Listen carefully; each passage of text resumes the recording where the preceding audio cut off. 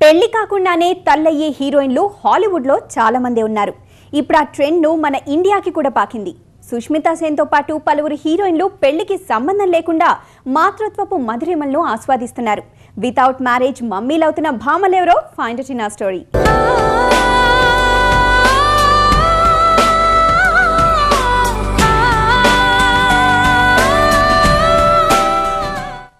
Hollywood తారమణి Angelina Jolie, Bollywood beauty Sushmita Sen, మలయాళ ముద్దుగుమ్మ శోభన, ఈ ముగ్గురులోనూ ఒక పోలికుంది. ముగ్గురు పేరొందిన స్టార్సే. వీరికి ఇండివిజువల్ గా ఎంతో ఫ్యాన్ ఫాలోయింగ్ ఉంది. అలాగే ఈ ముగ్గురికి వయసు ముదిరినా పెళ్లి కాలేదు. అంతేకాదు, వీరి ఆలోచనలు కూడా ఒకే తీరుగా ఉంటాయి. ఏంజెలినా జోలీ పెళ్లి చేసుకోలేదు, కానీ 2 పిల్లల్ని దత్తత తీసుకుంది. బాలీవుడ్ సుందరి సుష్మితా సేన్ కూడా అంతే.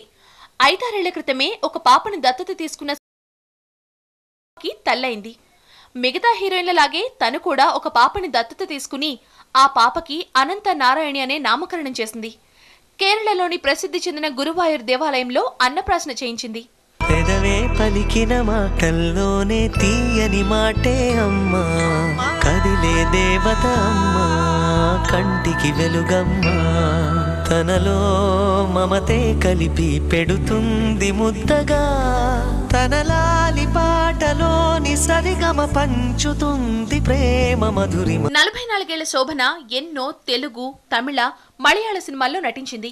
ఎంతో పేరు తెచ్చుకుంది. ఒక మలయాళ హీరోతో ప్రేమలోనూ పడింది. కానీ ఆ బంధం ఎక్కువ కాలం నిలవలేదు.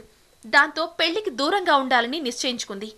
ప్రస్తుతం తన జీవితాన్ని పూర్తిగా డాన్స్కే అంకితం చేసింది శోభన. అయితే మాతృత్వపు మధురిమలను ఆస్వాదించాలని పాపని దత్తత తీసుకుంది.